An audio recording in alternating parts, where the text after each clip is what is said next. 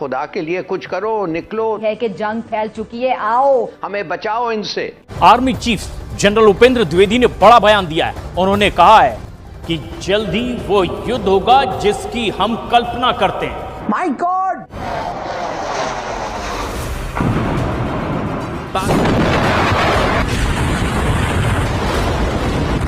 Army chief जो है भारत का, वो ये स्टेटमेंट देता है कि अगली जंग बहुत जल्द हो सकती है। The next war which we are looking at, it may happen soon. As far as whole of nation approach will be there for the next war. It is not the military alone which will be fighting. और यकीन माने जब से मैंने ये खबर पढ़ी है मेरी टांगे कांप रही। क्यों? क्या हुई? ये ऐसा युद्ध होगा जिसमें सिर्फ सेना नहीं, पूरा देश मिलकर एक साथ लड़ता दिखाई देगा। अगर भारत तैयारी कर रहा है तो क्या पाकिस्तान हाथ पर हाथ रखकर बैठा हुआ है? पाकिस्तान ने एक ऐसे मिसाइल का तजुर्बा भी किया है जो समंदर से फजा, तोबा तोबा, फजा से फजा, तोबा तोबा, जमीन से जमीन, तोबा तोबा, और जमीन से फजा तक मार कर सकता है। हाय! ये सामने इसका मैप है और इसके लिए जो है वो पाकिस्तान नेवी ने और इंडियन नेवी ने जो है वो नोटैम जारी किया है।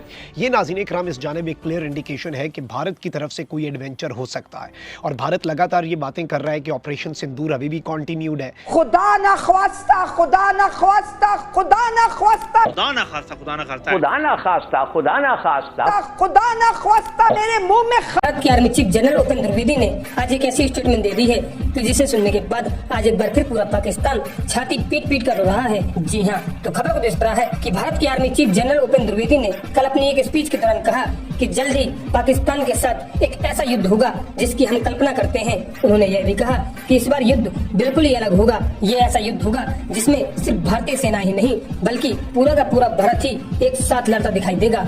जी हाँ, और यह भारत के army chief general Upendra Dwivedi की स्टेटमेंट आज पाकिस्तान के आर्मी चीफ आसिम मुनीर के लिए एक सख्त संदेश दिया जा रहा है। भारत का जो आर्मी चीफ है उसने स्टेटमेंट दी और उसने कहा कि भाई जो नेशंस डिफेंस है यानी कि मुल्क का जो दिफा है ना, वो सिर्फ आर्मी का काम नहीं है। उसने कहा कि it is not just military's job and I urge citizens and scientists to join nation's defence. मैं शहरियों को कहता हूँ और साइंसदानों को कहता हूँ कि आपको भी मुल्क के दिफा के लिए सामने आना पड़ेगा और ये सिर्फ और सिर्फ फौज का काम नहीं है। अब ये स्टेटमेंट इसने दी। अच्छा, फिर इसके साथ ही साथ इसने कहा कि नेक्स्ट वॉर मे हैपन सून, यानी अगली जंग जो है वो बहुत जल्द हो जाएगी। Army chief general Upendra Dwivedi hints amidst geopolitical tensions. ये अब कौन रिपोर्ट कर रहा है? ये रिपोर्ट कर रहा है फाइनेंशियल एक्सप्रेस और वो ये कह रहे हैं कि एक इंतहाई जियोपॉलिटिकल टेंशंस का माहौल जो बना हुआ है इस रीजन के अंदर, उस दौरान आर्मी चीफ जो है भारत का, वो ये स्टेटमेंट देता है कि अगली जंग बहुत जल्द हो सकती है, किसी भी वक्त हो सकती है और हमें उसके लिए मुकम्मल तौर पर तैयारी करना होगी। ये नाज़रीन इकराम इस जानिब एक क्लियर इंडिकेशन है कि भारत की तरफ से कोई एडवेंचर हो सकता है और भारत लगातार ये बातें कर रहा है कि ऑपरेशन सिंदूर अभी भी कंटिन्यूड है।